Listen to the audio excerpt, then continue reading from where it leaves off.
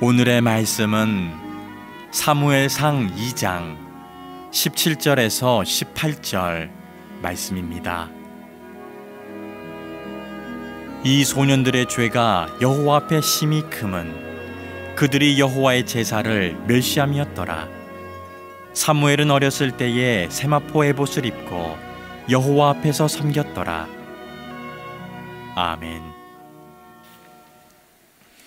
존 알렌 초우라고 하는 사람이 있습니다. 이 사람은 미지의 세계를 탐험해서 세상 사람들에게 자기의 탐험의 이야기를 알려주는 여행가입니다.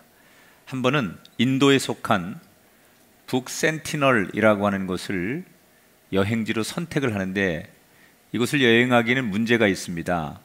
이곳은 인도 정부에서 접근 금지령을 내린 여행을 하면 안 되는 곳입니다.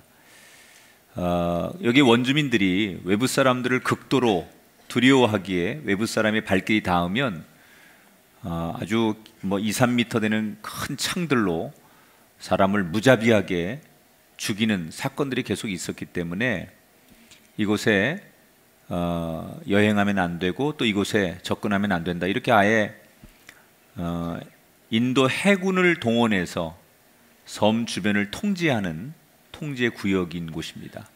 근데 초라고 하는 사람이 이러한 법도, 이 사람은 이게 자기가 도전의 과제로 생각하면서 꼭 하지 말라고 하는 그 일을 법을 어겨가면서 해야 된다라고 생각하는 사람이었어요. 그래서 그 지역 어부들에게 돈을 조금 집어주고 인도 해군을 피해서 몰래 이 섬에 다가가지요.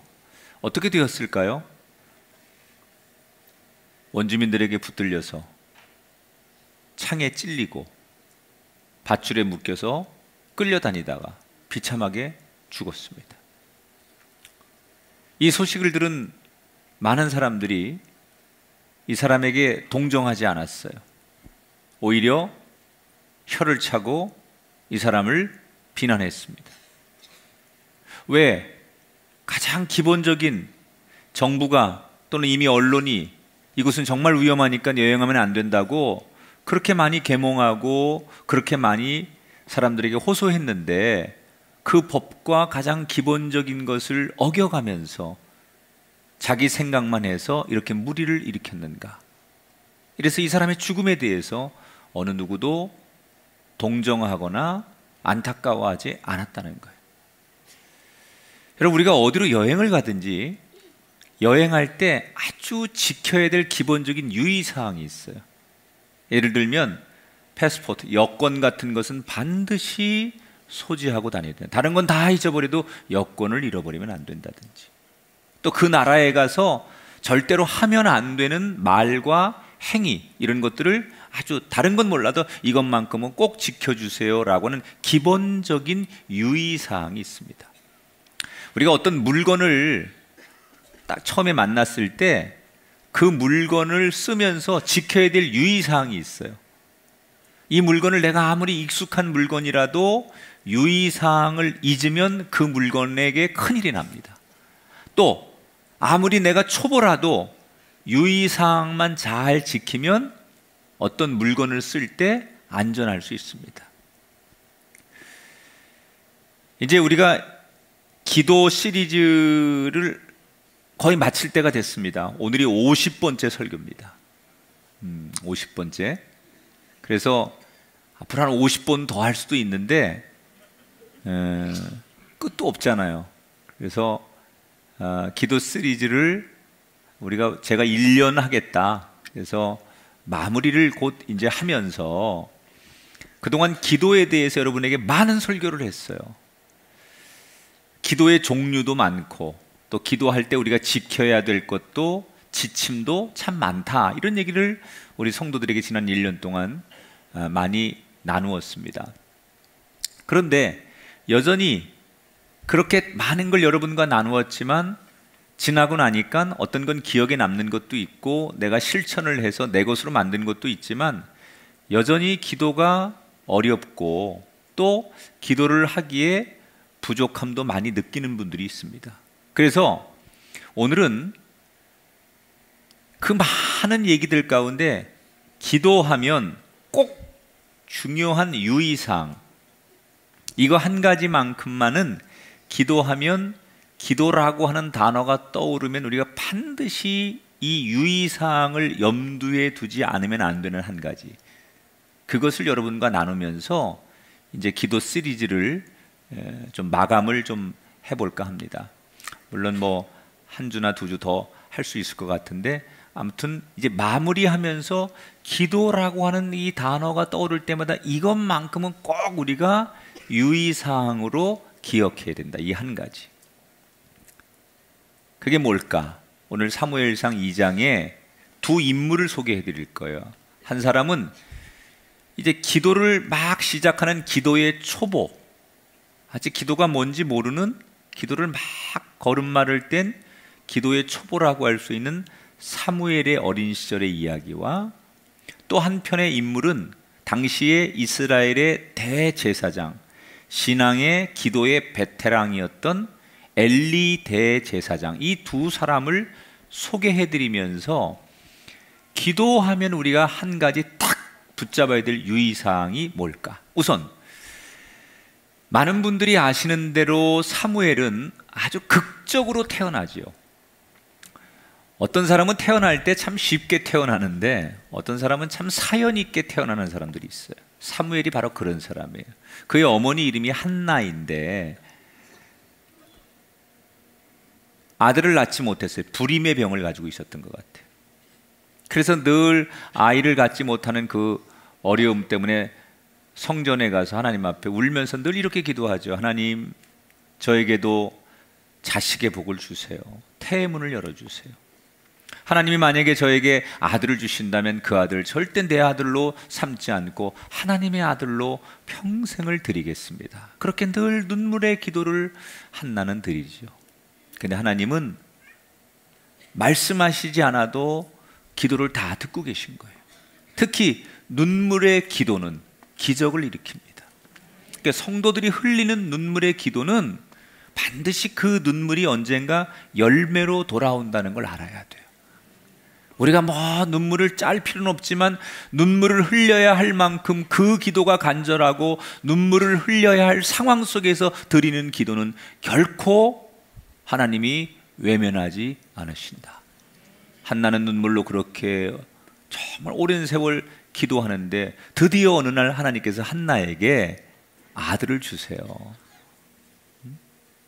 남의 집 일이라고 그렇게 무관심하게. 그래서 그렇게 해서 사연 있게 태어난 아이가 바로 사무엘입니다. 이 한나는 이건 분명히 하나님이 주신 거다.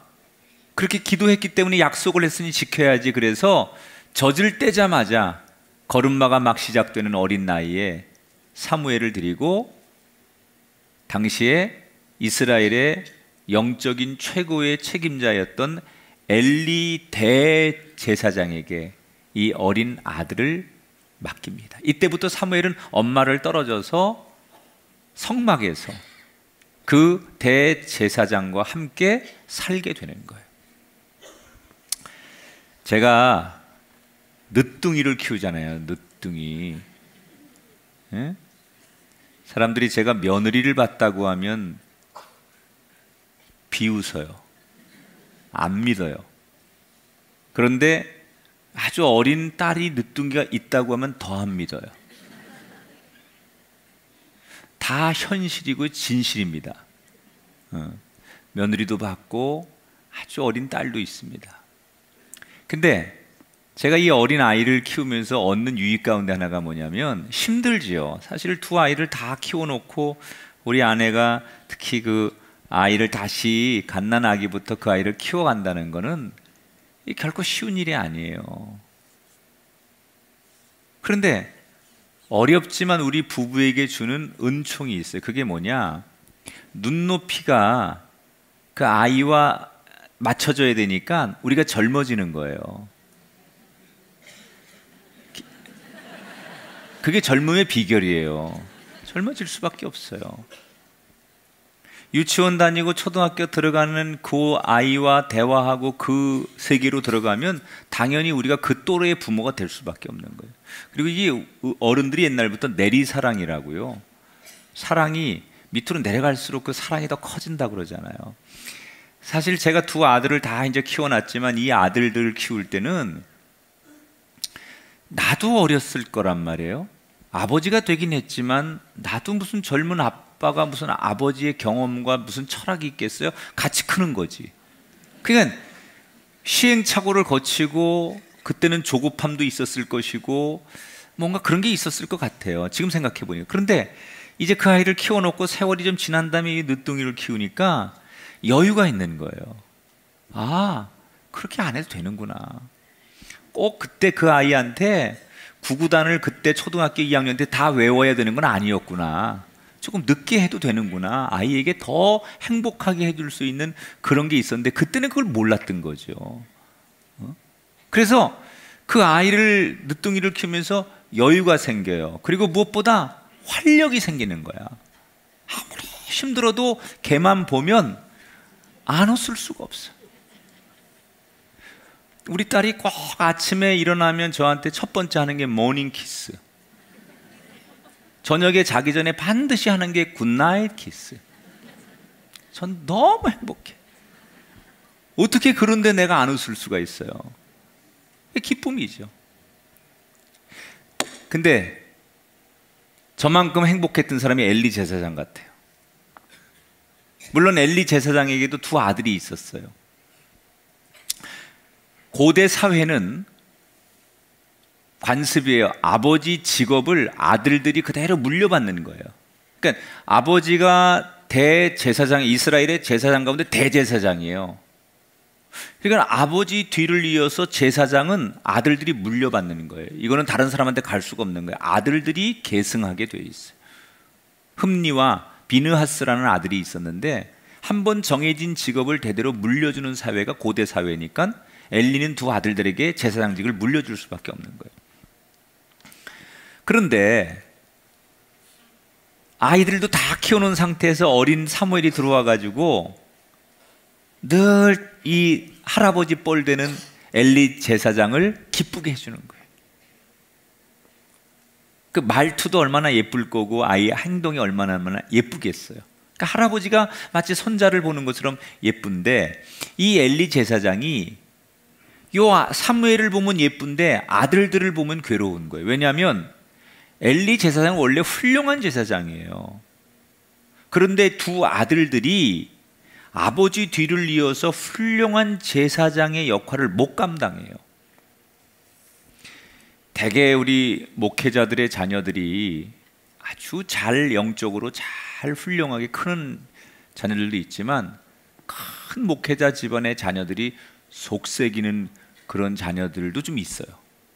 근데 이 엘리 대제사장의 자녀들은 후자에 속했나 봐요. 이 아들들이 말썽을 부리는데 요즘 말로 말하면 제사장인데 가서 술도 먹고, 원래 제사장의 고유의 그 자기의 사명은 다 안 하고 여자들하고 놀아나고, 이게 완전히 누가 봐도 제사장이 될 수 없는 그런 상태로 놀고 있는데, 이 관습은 아들들에게 제사장을 물려줘야 되니까 아들들은 제사장 흉내는 내지만 진짜 제사장의 역할을 감당을 못하는 거예요. 그러니까 아버지가 그 아들들을 보면서 늘 속상한데, 한편으로 그 어린 사무엘이 아침에 일어나면 와서 그 조그만 아이가 성막에서 문안 인사하고 그 엘리 제사장을 졸졸졸 쫓아다니면서 그 하는 일을 도와주고, 엘리 제사장이 하는 것들을 배우고 실습하고, 이런 모습을 보면서 나름대로 그 아이를 보면서 행복감을 갖는 거예요. 그렇게 사무엘이 성막에서 잘 자라던 어느 날, 그 엘리 제사장의 두 아들, 자기보다 한참 형들이겠죠. 이 형들이 사무엘을 부르더니 맛있는 살코기 하나를 떼어서 너 이거 먹어, 그리고 주는 거예요. 얼마나 먹고 싶었는지, 얼마나 그게 맛있는지 사무엘이 형들이 주는 거니까 그 성막에서 형들이 주는 살코기를 맛있게 먹습니다. 그런데 형들이 이 살코기를 먹는 사무엘에게 뭐라고 얘기하느냐? 야, 너 형들하고 재밌게 한번 놀래? 그러면서 자기들이 세상에 나가서 여인들과 재밌게 술 먹고 놀고 흥청망청한 이야기를 어린 사무엘에게 들려주면서 너도 형들이 그런데 한번 데려갈게 이러면서 유혹을 하는 거예요. 이때 어린 사무엘이 맛있는 살코기를 먹고 형들이 세상에서 아주 재미있는 이야기, 경험담의 이야기를 들려주면서 너도 우리처럼 그렇게 놀게 해줄게 라고 하는 이야기를 들으면서 머릿속에 두 가지의 생각이 번뜩 떠올려지는 거예요.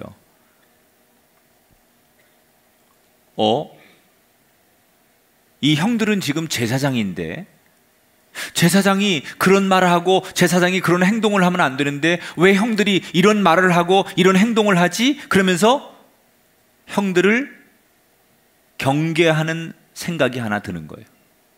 그러나 또 한편에는 이미 익숙한 형들이고 형들이 그렇게 제사장임에도 불구하고 밖에 나가서 세상적으로 재밌게 놀고도 아무 일 없는 걸 보면서 한창 사춘기를 맞이하는 사무엘이 자기도 그러고 싶은 생각이 드는 거예요.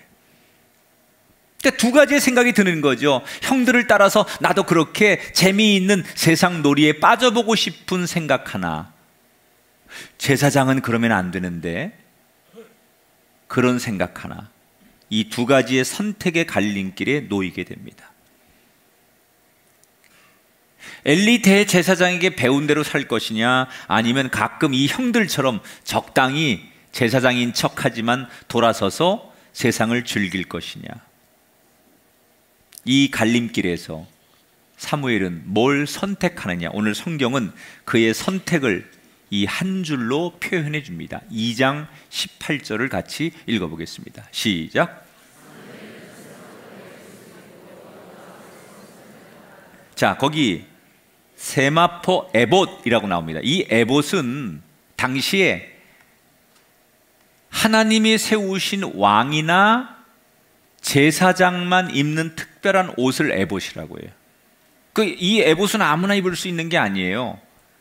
하나님이 세우신 왕 아니면 제사장, 이 두 사람만 입을 수 있는 옷이 에봇이에요.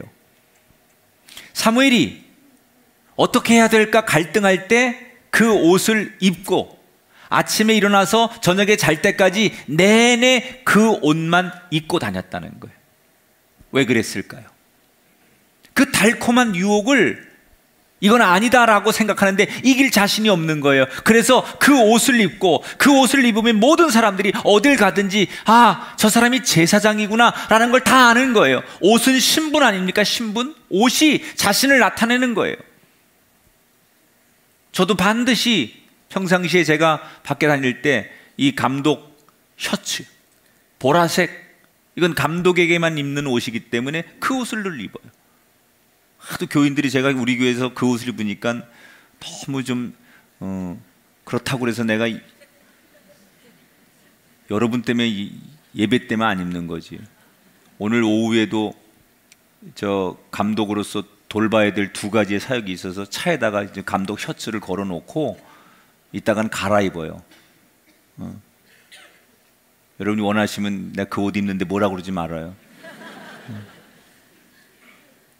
여러분, 군인은 군복을 입고 의사는 의사 가운을 입고 소방관은 소방관 제복을 입으면 그게 자신을 나타내는 거예요. 이 사무엘이 에봇을 입고 아침부터 저녁 때까지 일부러 그 옷만 입고 다녔다는 얘기는 뭘 의미하는 거예요? 내 마음속에 나는 하나님에게서 벗어나지 않겠다. 나는 하나님 말씀대로 살겠다. 그 유혹을 나는 말씀대로 하나님 뜻대로 살려고 합니다라는 것을 그 옷을 입고 다니면서 의지적으로 표현하는 거예요. 여러분, 왜 훗날 하나님께서 사무엘보다 훨씬 일찍 제사장이 되고 훌륭한 제사장들이 많았는데 이스라엘의 사무엘을 통해서 한 시대 가장 위대한 하나님의 종으로 하나님의 일꾼으로 쓰시느냐? 바로 이 점 때문이에요. 말씀대로 살려고 하기 때문에. 우리가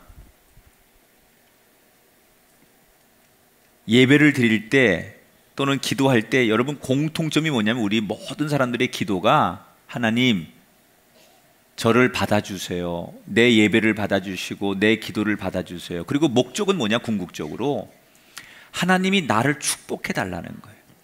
우리 가정, 내 자녀, 내 일터, 건강 또는 지금 내가 아주 내놓은 이 기도 제목 다 그것은 하나님 앞에 나를 하나님께서 귀히 여기시고 나에게 은총과 축복을 달라라는 기도예요. 그 기도 나쁜 기도 아니에요. 그런데 우리가 드리는 기도와 우리가 드리는 예배를 응답 받으려면 뭐가 필요하냐? 바로 지금 이 사무엘이 했던 이것을 유의해야 돼요. 우리가 어떤 유혹이 와도 항상 우리가 드리는 기도와 예배 속에서 사무엘처럼 말씀대로 살아갈 때, 그러니까 삶은 말씀하고 무관하게 살면서 내가 입으로는 하나님을 부르고 금식하고 주님을 향하여 부르짖는다고 해서 그게 기도가 아니라는 거예요. 기도의 가장 중요한 것은 많은 기도를 아직 사무엘은 어린아이이기 때문에 기도를 유창하게 못해요. 아직 하나님의 음성을 들을 때가 아니에요. 지금 이 상황은.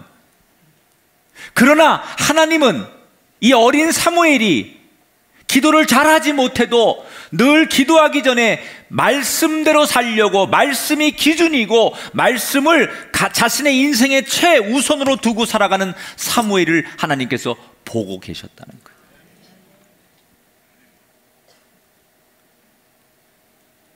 무슨 방송 프로그램 가운데 슈퍼맨이 돌아왔다, 이 프로그램 많이 보시죠? 거기에 지난 2월 달에 제가 본 프로인데 설날을 앞두고 나은이가 친구들하고 훈장님한테 예절 교육을 받으러 갑니다. 그런데 한참 수업을 받다가 훈장님이 자리를 비워요. 그때 옆에 미소라고 하는 친구가 훈장님 책상에 놓여있는 유과를 보고 그걸 손으로 들어서 먹기 시작합니다. 그걸 본 나은이가 그 친구한테 야, 그거 먹으면 안 돼, 이렇게 말합니다. 그때 이걸 먹던 친구가 자기 혼자 먹으면 안 될 것 같으니까 친구들에게 그걸 다 나눠줍니다. 나은이에게도 그걸 나눠줘요. 그때 나은이가 그거 먹으면 안 돼, 그러면서 자기에게 그 유과를 나눠주고 다른 애들이 다 먹는데 자기에게 나눠주는 그 순간의 유혹을 이 나은이가 어떻게 받아들이느냐? 침을 꿀꺽 삼키면서 고개를 돌리고 눈을 감고 안 돼 라고 말해요. 바로 이 장면이에요. 눈을 감고 이걸 차라리 안 본다는 거예요.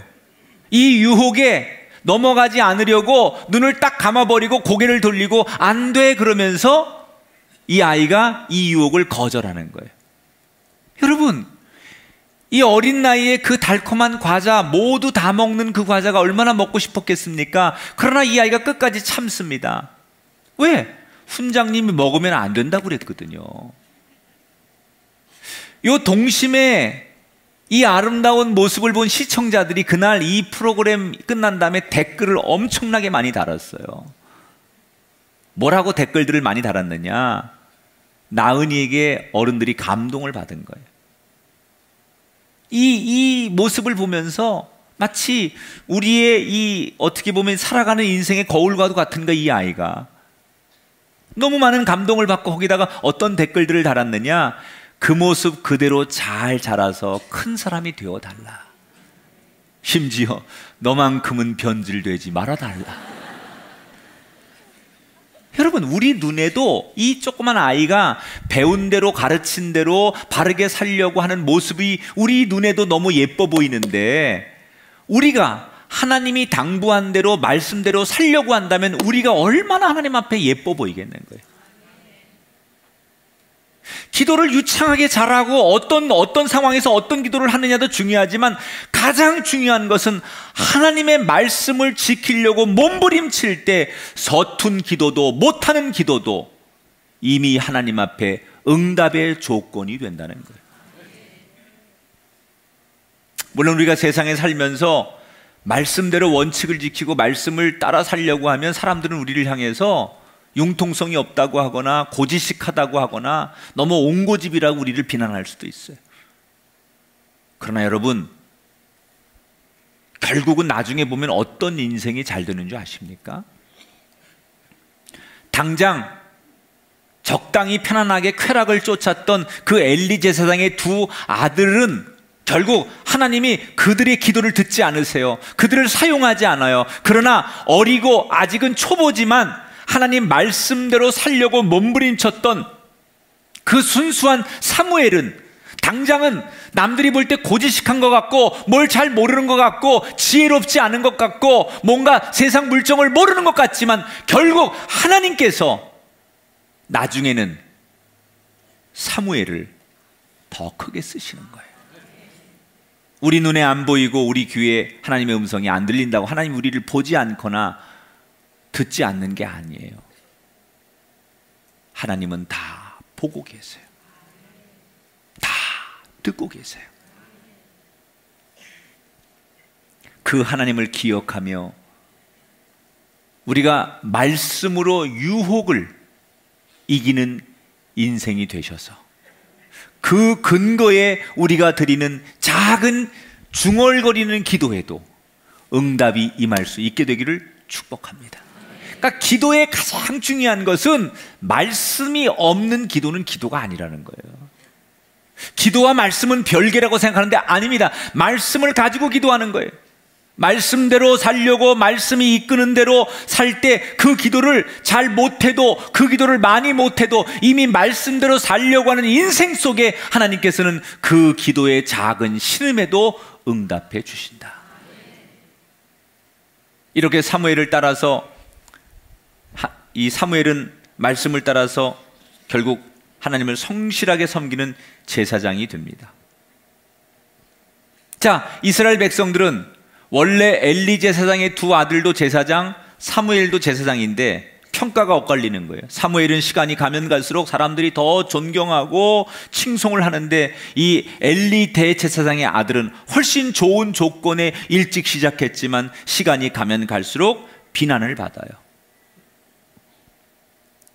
아버지 입장에서는 괴로운 거예요. 아무리 사무엘이 예뻐도 내 아들들이 좋은 제사장이 돼야 되는데 이 사무엘보다도 못하는 거예요. 백성들이 사무엘은 점점점 존경하는데 내 아들들은 사람들이 비난하는 거예요. 그러니까 아버지 입장에서는 아들들을 데려다가 혼도 내기도 하고 달래기도 하고 권면도 하면서 너희들이 그렇게 하면 안 된다고 아무리 아들들에게 타이르고 가르쳐도 이미 머리가 다 커버린 두 아들들은 아버지가 걸었던 그 길을 걷지 않아요. 그냥 제사장의 직분은 유지하지만 점점 더 타락해 가는 거예요. 그러던 어느 날 하나님께서 한 선지자를 통해서 엘리 제사장에게 충격적인 말을 전합니다. 자, 2장 31절부터 34절 같이 읽어봅니다. 보라, 내가 내 팔과 내 조상의 집 팔을 끊어 내 집에 노인이 하나도 없게 하는 날이 이를지라. 두 아들 흠니와 비느하스가 한날에 죽으리라. 자, 하나님께서 엘리 제사장에게 뭐라고 메시지를 전하느냐?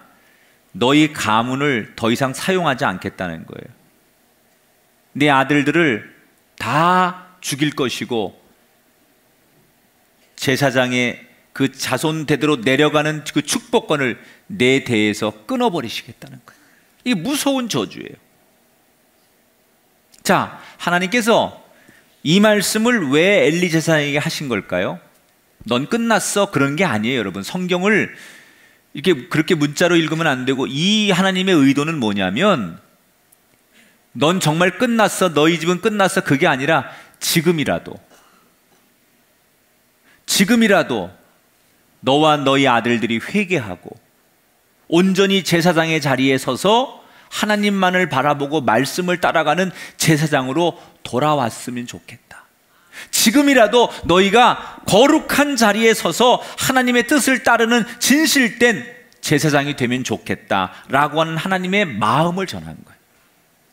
너희를 징계하고 너희를 죽이고 너희를 벌하겠다, 이게 목적이 아니라 이 경고를 주시는 것은, 항상 이런 메시지를 성경이 주시는 것은 돌아와라, 지금이라도 늦지 않았으니 그렇게 되기 전에 회개하고 돌아서면 내가 너희를 축복하리라. 매를 들고 우리가 아이들에게, 또는 선생님이 아이들이나 부모가 아이들에게 매를 들고 매를 때리려고 할 때 진짜 때리려고 하는 게 목적이 아니에요. 잘못했음을 느끼고 용서를 구하고 새 사람 되게 하는 게 목적인 것처럼, 하나님의 목적은 때리고 징계하고 그 사람을 망하게 하는 것이 목적이 아니라, 이런 메시지를 전하시는 하나님의 목적은 지금이라도 돌아서라는 거예요. 자, 그런데 재미있는 것은, 왜 하나님께서 당시 최고의 영적 권위자인 엘리 대제사장에게 직접 말씀하지 않고 다른 선지자를 통해서 이 말씀을 전하게 하셨을까? 엘리 제사장은 지금까지 이스라엘의 영적인 대제사장이에요. 그래서 백성들을 대신해서, 왕을 대신해서 하나님 앞에 기도하고 하나님의 말씀을 응답받고 전하는 사람이에요. 하나님과 수없이 기도하면서 소통하고 교통하고 응답받았던 사람이 엘리 대제사장이에요. 그런 제사장에게 직접 말씀할 수 있었는데 왜 직접 말씀하지 않고 선지자를 통해서 말씀하신 걸까? 그 이유는, 사실 하나님은 엘리 제사장에게 오래전부터 말씀하고 계셨어요. 너희 아들들의 그런 타락, 그리고 그 아들들을 올바로 훈계하지 못하고 결단하지 못하는 그 아버지로서의 잘못됨을 하나님은 계속해서 엘리 제사장에게 오래전부터 말씀을 했는데, 문제는 엘리 제사장이 그 음성을 듣지 못하는 거예요. 언젠가부터 하나님 앞에 늘 기도하고 소통하고 대제사장으로서 하나님과 말씀을 주고받던 엘리 대제사장이 어느 날부터 하나님이 아무리 말씀해도 그 말씀을 못 듣는 거예요. 그 말씀이 안 들리는 거예요. 하나님이 어떤 영적인 것을 보여줘도 보지 못하는 거예요. 그러니까 하나님이 아무리 얘기해도 영적으로 못 들으니까 눈에 보이는 선지자를 통해서 말씀하시는 거예요.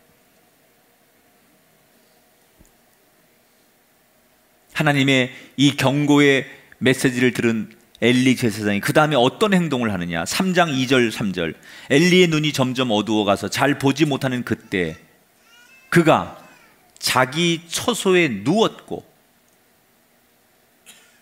하나님의 등불은 아직 꺼지지 아니하였습니다. 이게 굉장히 많은 시대적인 영적인 것을 말하는 거예요. 하나님이 아직은 버리지 않았어요. 그런데 그렇게 하나님이 엘리 제사장에게 돌아오라고, 아들들하고 회개하라고 주신 메시지를 듣고도 엘리 제사장은 뭘 해요? 처소에 그냥 누워 있었다. 아무것도 안 했다는 거예요. 지금 하나님께서 마지막 경고의 메시지를 주셨을 때 극단적인 결정을 해서 아들들을 꺾어놔서라도, 아들들을 때려서라도, 아들들을 징계해서라도 하나님 앞에 바로 서도록 뭔가 실천을 해야 되는데, 그런 하나님의 메시지를 받고도 아무런 행동을 조치하지 않았다는 거예요.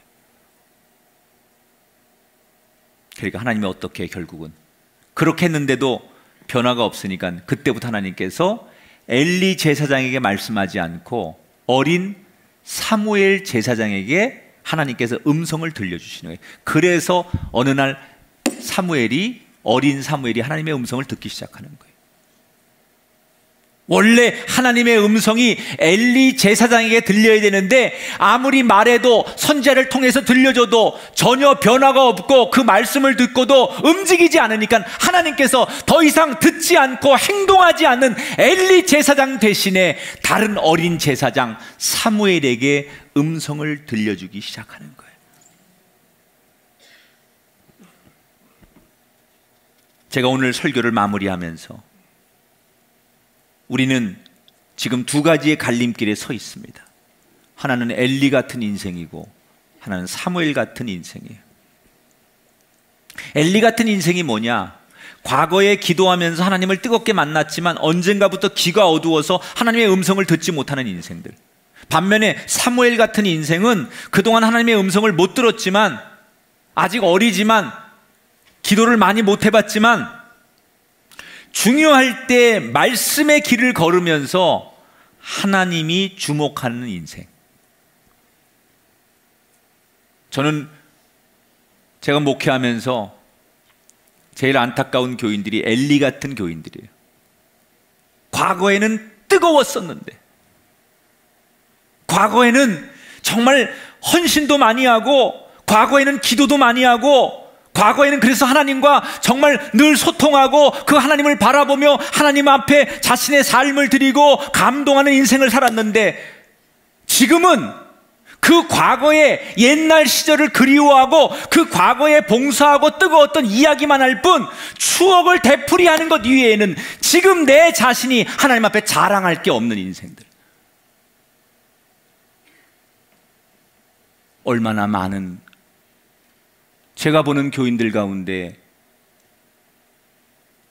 훌륭했던 교인이었는데, 참 좋은 교인이었는데,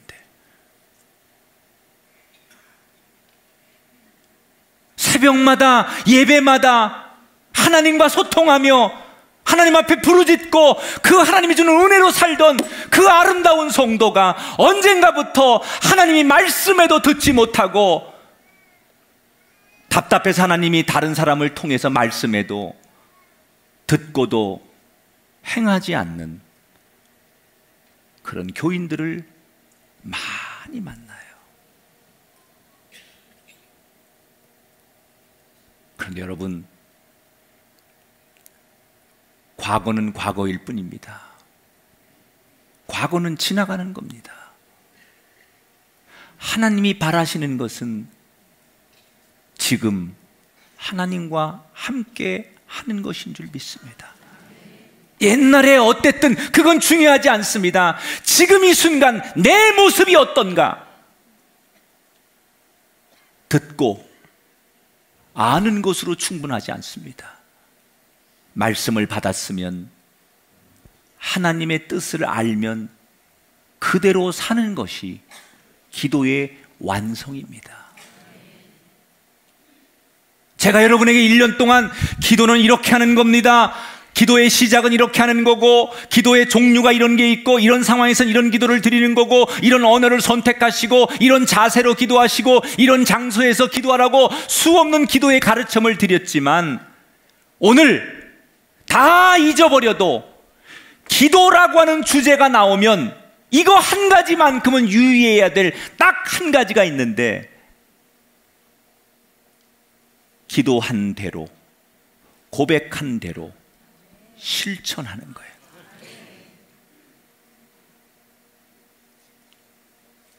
그때 하나님께서 우리의 기도를 받으시고 가장 좋은 길로 우리를 인도해 주실 줄 믿습니다. 사무엘은 하나님의 음성을 듣지 못했던, 지금 요 장은 아직 사무엘이 성전에서 하나님의 음성을 듣지 못할 때예요. 정말 말 그대로 기도의 초보예요. 그런데 그런 기도의 초보도, 기도가 뭔지 잘 모르는 체험이 없는 사무엘도 유혹의 순간에 말씀을 선택했기 때문에 기도의 사람이 되는 거예요. 반면에 엘리 제사장은 하나님의 음성을 잘 들었던 기도의 베테랑이에요. 당시 이스라엘에 엘리 제사장만큼 영적이고 최고의 하나님의 음성을 많이 들은 사람이 없어요. 그런데 그 엘리는 시간이 가면서 아는 것으로, 듣는 것으로 거기에 머물러 있고 행하지 않았기 때문에 그렇게 대단했던 당대의 최고의 대제사장인 엘리도 결국 버림을 받습니다. 여러분에게 물어보겠습니다. 사무엘이 되시겠습니까? 엘리가 되시겠습니까?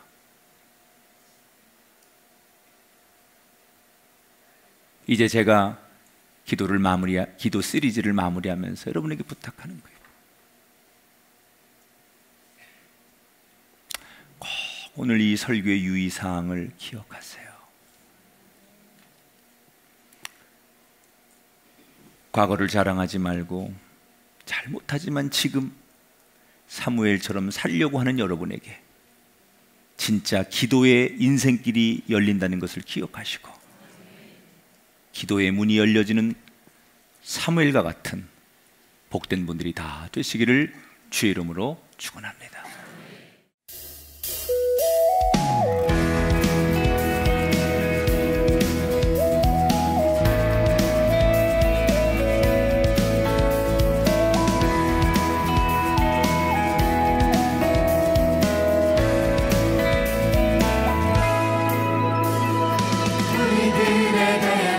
삶의 자리 그 가운데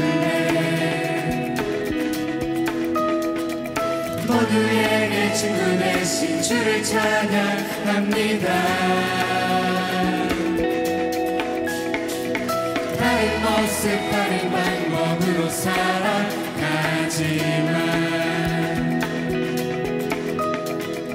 이곳에서 하나 되어 주를 노래합니다. 지금 한 몸으로 마음 모두 담아서 아름다운 주를 함께 모여 예배합니다. 닮은 모습 닮은 형상으로 창조된 우리 이 시간에 한 목소리 모아 고백합니다. 우리가 오늘도 의지하는 주의 사랑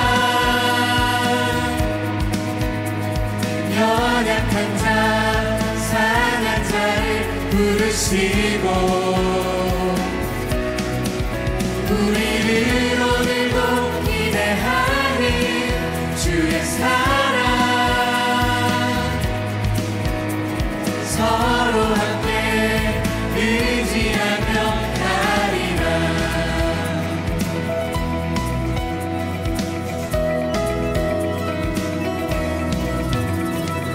우리들의 다양한 속 삶의 자리 그 가운데 모두에게 친구 되신 주를 찬양합니다. 다른 모습 다른 방법으로 살아가지만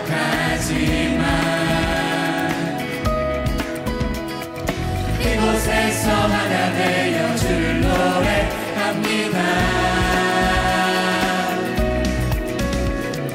우린 지금 한 몸으로 마음 모두 담아서 아름다운 주를 함께 모여 예배합니다. 닮은 모습 닮은 형상으로 창조된 우리 이 시간에 한 목소리 모아 고백합니다. 우리가 오늘도 의지하는 주의 사랑 연약한 자 상한 자를 부르시고 우리를 오늘도 기대하는 주의 사랑 서로 함께 의지하며 가리라. 우리가 오늘도 의지하는 주의 사랑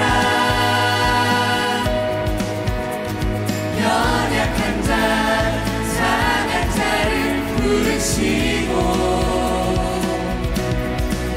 우리를 오늘도 기대하는 주의 사랑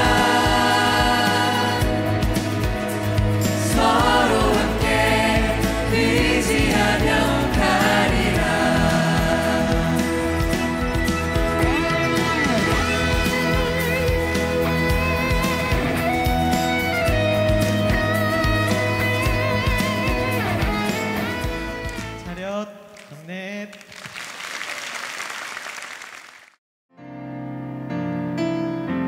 약할 때 강함 되시네.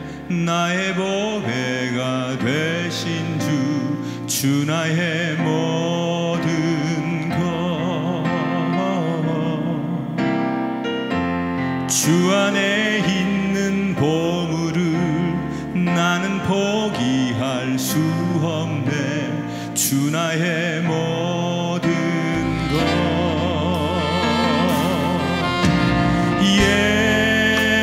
예수 어린 양 존귀한 이름. 예수 어린 양 존귀한 이 십자가 제사네. 십자가 제사하셨네. 주님의 이름 찬양해. 주 나의 모든 것. 쓰러진 나를 세우고 나의 빈잔을 채우네. 주 나의 모든. 두 손 높이 드시고 오백하시고 예수 어린 양. 예수 어린 양 존귀한 이름. 예수 어린 양 존귀. 한 번 더 고백하십시다. 예수 어린 양 존귀한 그 이름. 예수 어린 양 존귀한 이름. 큰 목소리로요.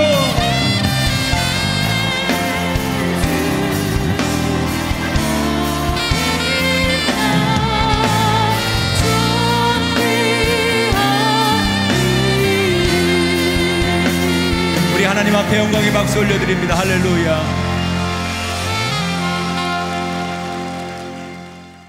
하나님, 우리가 아무리 잘하고 능숙하고 익숙해도 기본을 망각하면 안 됩니다. 가장 중요한 유의사항을 늘 기억해야 됩니다. 잘 모르는 것도 기본을 지키면 됩니다. 우리가 기도를 할 때 기도를 오랫동안 잘한 사람이나 아니 기도를 잘할 줄 모르는 사람이나 꼭 한 가지를 기억해야 될 유의사항이 있다면 늘 말씀대로 살게 하시고 말씀이 이끌고 가는 삶이 되게 하시고 어떤 것을 선택할 때 말씀이 기준이 되는 사무엘과 같은 사람이 되게 하셔서 잘 못하는 기도라도 최고로 응답받는 인생이 되게 하시고 엘리처럼 기도를 너무나 평생 익숙하게 잘했지만 가장 기본적인 것을 망각할 때 버림받았던 인생인 것을 깨닫게 하시고 우리가 그런 인생 되지 않도록 늘 겸손하게 기도의 첫걸음을 잊지 않게 하여 주옵소서. 오늘 이렇게 귀한 주일 하나님 앞에 나와서 겸손히 머리 숙이는 성도들에게 다시 처음으로 돌아가게 하시고 기본으로 첫사랑으로 돌아가는 은혜를 허락해 주옵소서. 우리가 드린 귀한 예배를 받아주시옵소서.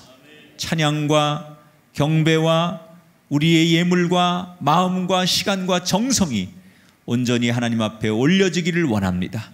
특별히 우리가 주 앞에 11조를 구분하여 드리는데 그 11조 정신을 통하여 복받은 사람이 많아지게 하시고 우리의 기업과 자손들이 11조의 축복을 누리게 하여 주시옵소서.